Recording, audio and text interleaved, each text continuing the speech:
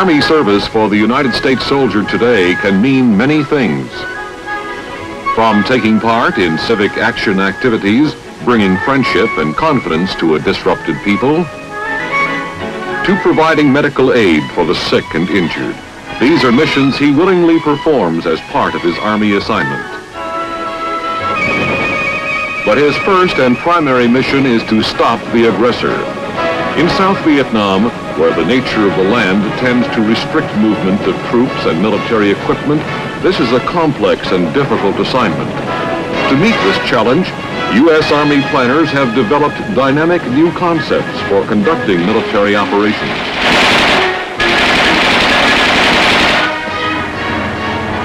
Today, we will see how one of these concepts, the use of armor as a swift and powerful Army strike force, has been developed as a successful combat element in support of our nation's defense commitments.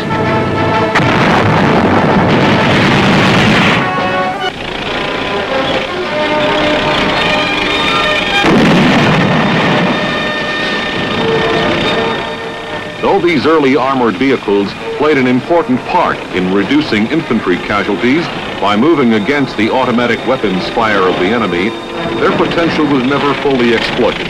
For the most part, the tank in the First World War played a secondary role in support of infantry operations. The first U.S. Army tanks to set an effective battlefield record is called the General Sherman. A medium tank weighing about 30 tons, it saw action in many important World War II engagements, including desert conflicts in North Africa. The enemy had developed a philosophy and a concept for the use of armor that had swept through Central Europe on a surge of conquest. Blitzkrieg, lightning war. Both on the European plains and the desert of North Africa, the Nazi armored power moved swiftly, but in the end unsuccessfully against the Allied forces.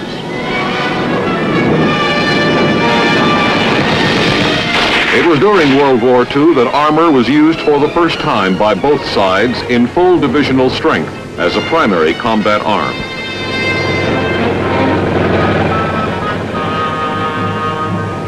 The war in Korea was a valuable proving ground for determining armor capabilities and limitations on difficult terrain.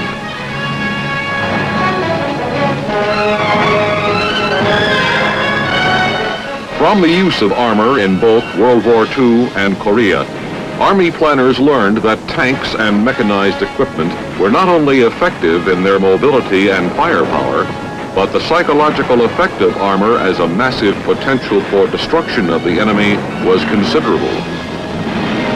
Personnel and the development of new and more effective armored equipment and fighting concepts. Fort Knox, Kentucky is the Army Training Center for advanced individual training in armor. In the Armor Training Brigade, the soldier who has had his general basic training will learn how to drive, load, fire, and maintain tanks and mechanized equipment, and become familiar with armor communications. Okay, push your starter switch and start her up.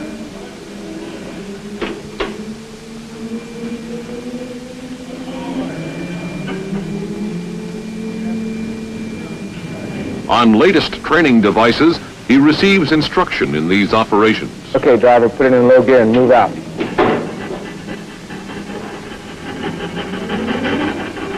When you reach 6 to 10 miles per hour, put it in high gear. Driver training is presented using mock-ups, which contain controls identical to those he will have to operate in an actual tank. Okay, driver, turn right.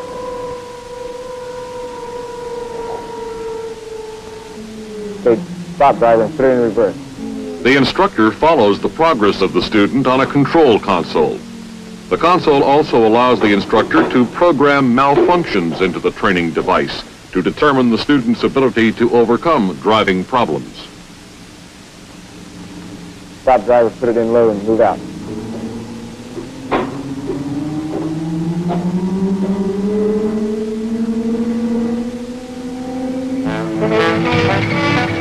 Each company in the training brigade spends 1 week on the driving range.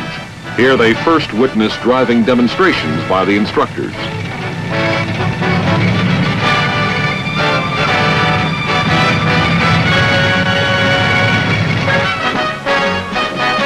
Each student gets practical experience in tank driving under careful supervision.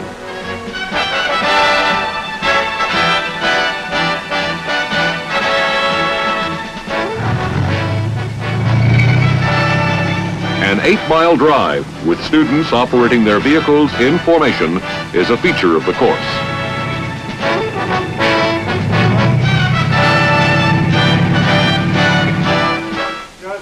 Any questions now before we start sending messages? I will correct any mistakes. Put on your headset, touch your boom mic in front of your mouth. Training in all of the operational elements of the armored vehicle is essential so that each member of the crew can take over the job of the other in an emergency. These men are receiving instruction in tank radio telephone procedures. Go ahead and start. Oxford Canal 5, this is Oxford Canal 50, over. This is Oxford Canal 5. Forward elements have encountered light resistance in vicinity of Alamo. Over. This is Oxford Canal 50, roger out. Oxford Canal 6, this is Oxford Canal 50, over. In swiftly moving armor operations, accurate communication among armor units is essential. Use of proper code words and brevity of the spoken message ensures quick response and reaction. This is Oscar Canal 14, has spotted one section on Viet Cong on Route 19 between Binding and Placao. Over. These targets are on the dry fire range at Fort Knox. In this training, gunners learn how to sight a tank weapon without actually firing it. An electronic device records a simulated hit if the sighting is on target. Further and more concentrated armor education is provided at the U.S. Armor School at Fort Knox, which trains leaders and technicians, both officer and enlisted, on the organization, equipment, and doctrine for armor units.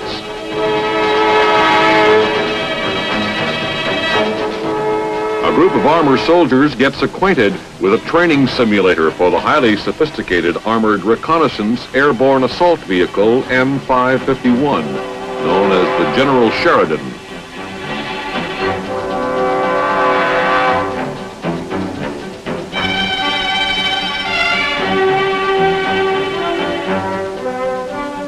However, most of the field units are still equipped with the M60 tank, and much of the training is directed toward its functions and capabilities. On this M60 training device, the student tank crew learns how to handle armor components, such as the main battle gun.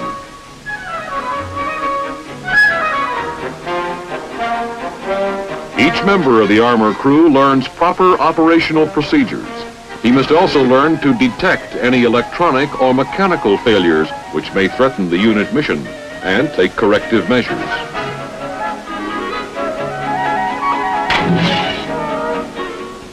It controls the blackout drive, the blackout markers, the stoplight, and the service drive.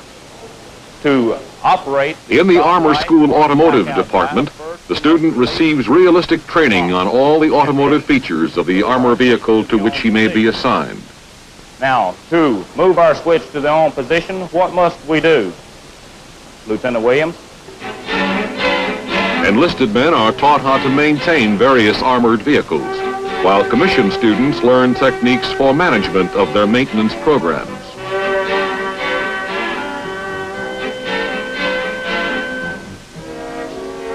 The ability to move rapidly and decisively in combat may depend on lessons learned at the Armor School. Varied training devices used at the school vividly illustrate the operating parts of armored vehicles. To begin with, turning the engine on, you will notice the rocker arms up on the top side of the engine.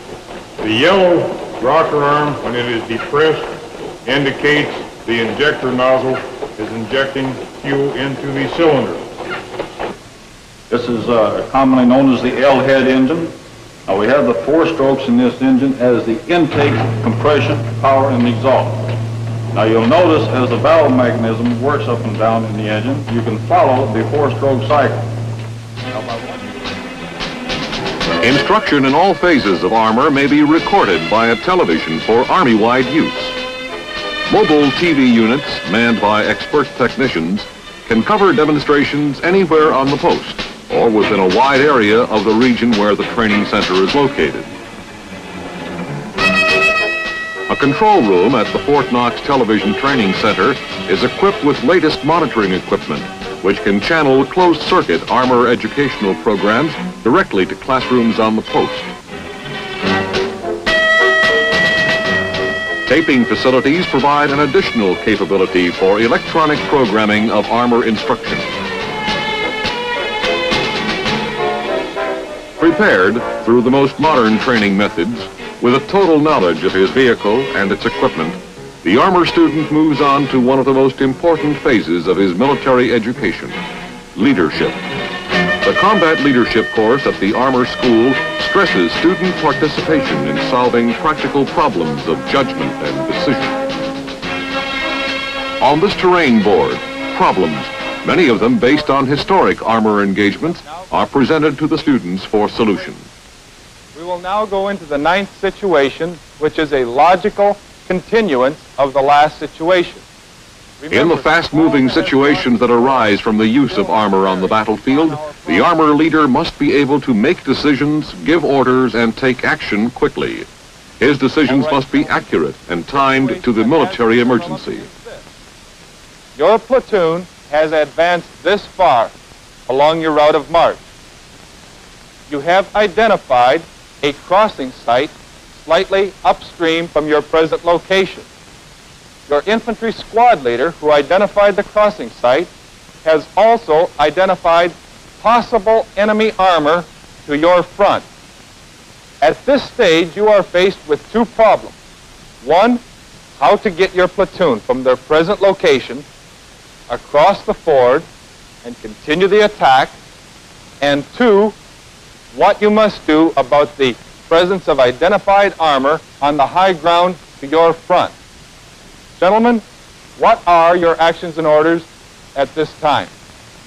Corporal Hill. Sir, Corporal Hill.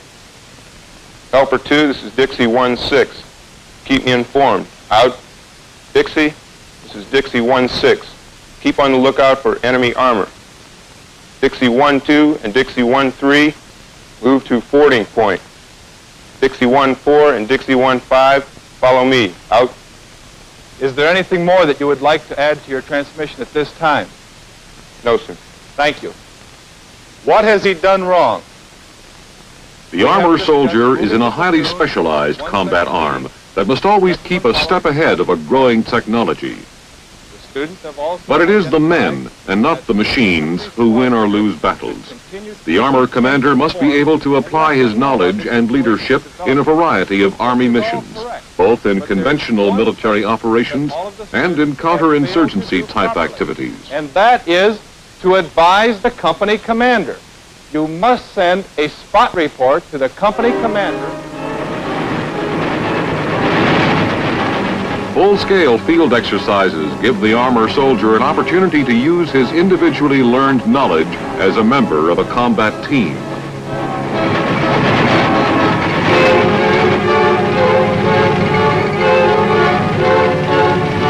Now he is prepared for assignment wherever U.S. Army commitments call for his specialized skills.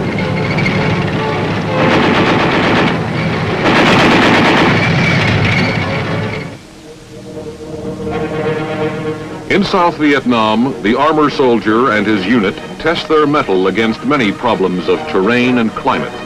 Much of the interior of the country is rugged, mountainous land, posing difficult problems for armor operations.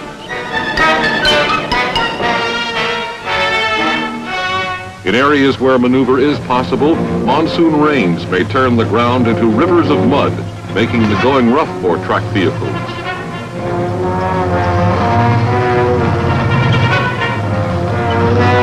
Despite these adverse features of the land, Army planners have discovered that tanks can operate in South Vietnam in about 60% of the country in the dry season and in about 45% of the land during the wet season. Mechanized equipment such as armored personnel carriers can move effectively in more than 65% of the country the year round. As a result of continuous study and evaluation of land movement problems in this region, a body of doctrines and concepts have been devised for the use of armor in the unconventional warfare situation. In addition to the traditional role of armor as a dominant ground assault force, certain specific missions have been developed for armor units. We're going to be your security for the convoy today. First of all, let me go over the uniform. It's to be worn on this convoy. The uniform is a steel pot and a flak jacket. And that's the whole way in the long bend. I don't want anybody with their flak jacket or their steel pot off. Is that understood? Can anybody not hear that? Each vehicle will have a driver and a shotgun. If there's any vehicle here that don't have a driver and a shotgun, don't even move out. Go on back to the motor pool.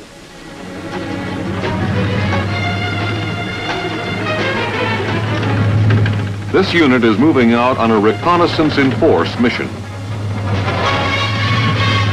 Objective: locate and dispose of enemy forces and destroy or evacuate supplies and equipment.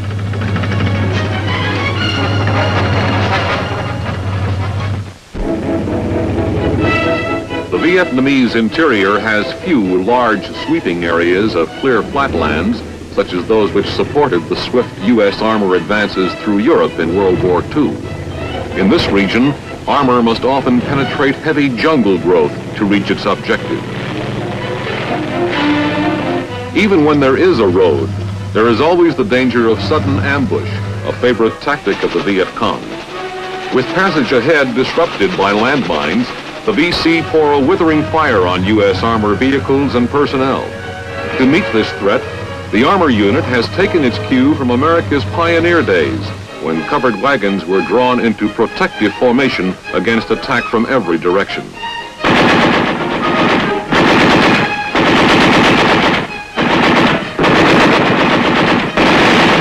The enemy fire is returned by our forces with devastating effect.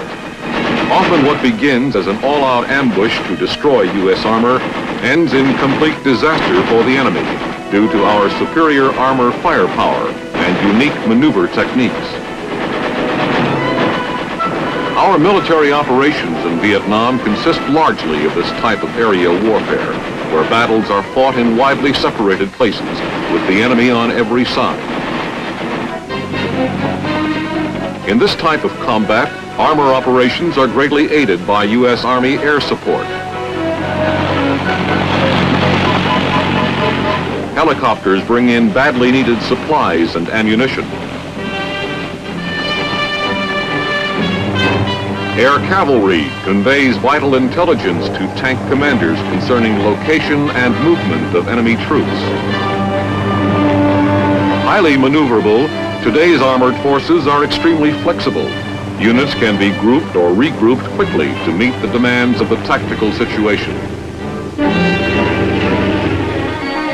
As armor elements deploy through the countryside, they must be prepared to deal with local inhabitants, both hostile and friendly. The Montagnards, or mountain people, of South Vietnam are not only friendly, they are bitter foes of the Viet Cong and a valuable ally for U.S. troops. In the unconventional type of Army operations, friendship has become an increasingly important element. The armor soldier helps local inhabitants wherever he can, contributing to the overall U.S. goal of building up the health and welfare of the South Vietnamese people. The mission to seek and strike the enemy may take the armor unit over a wide variety of terrain. The armored personnel carriers have a versatile capability for water operations. Even these vehicles have their problems if the wet areas are too shallow and the bottoms are too soft. A good visual test for the condition of the bottom of swamps and streams is the water buffalo. Water areas solid enough for these animals to wade in are solid enough for mechanized operations. Where tanks and mechanized equipment cannot operate in water because it is too deep or the current is too fast, the Armor Battalion carries its own portable bridge and launcher.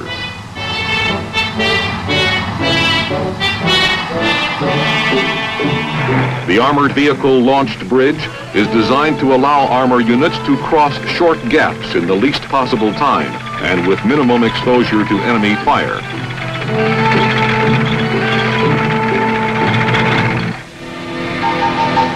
The search for the enemy often leads the armor unit into villages where Viet Cong guerrilla fighters may be hiding.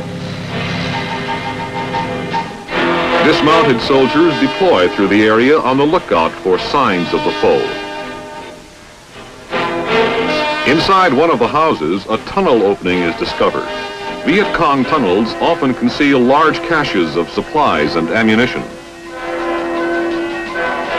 A thorough search is made of the underground area, both for military supplies and enemy personnel who often use the tunnels as a base of operations. A large enemy cache of rice has been turned up by the search. It is loaded onto an armored personnel carrier for eventual distribution to the South Vietnamese people.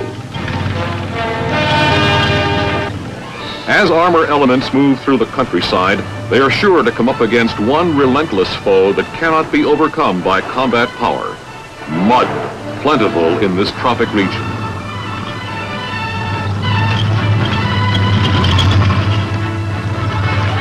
But even against this natural enemy, the armor soldier has many expedients. Riggings of various kinds permit mired vehicles to be moved out with a minimum loss of time.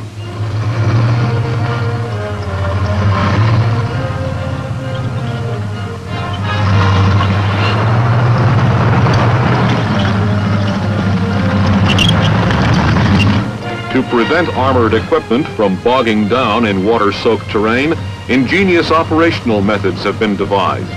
This daisy chain hookup is one answer to the armor soldier's problem of getting his vehicle across soggy ground.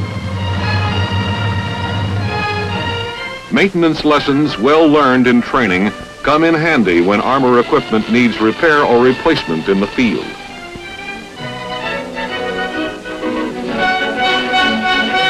Whatever the nature of the assignment, the essential mission of the armor soldier and his unit remains fixed: to conduct combat armor operations against the enemy. In some cases, armor acts as a support force for infantry operations.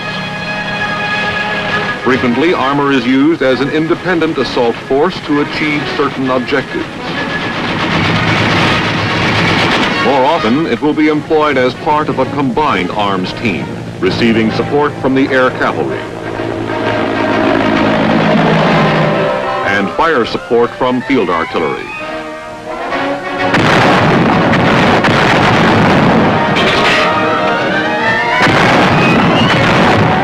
Here is mobility and firepower, joined in highly organized, flexible units to meet the shifting fronts of unconventional warfare. To maneuver quickly for defense or offense, to turn ambush into rout, to conduct successfully independent or support operations. These are the capabilities of the well-trained U.S. armor soldier and the potent, versatile armor equipment he uses.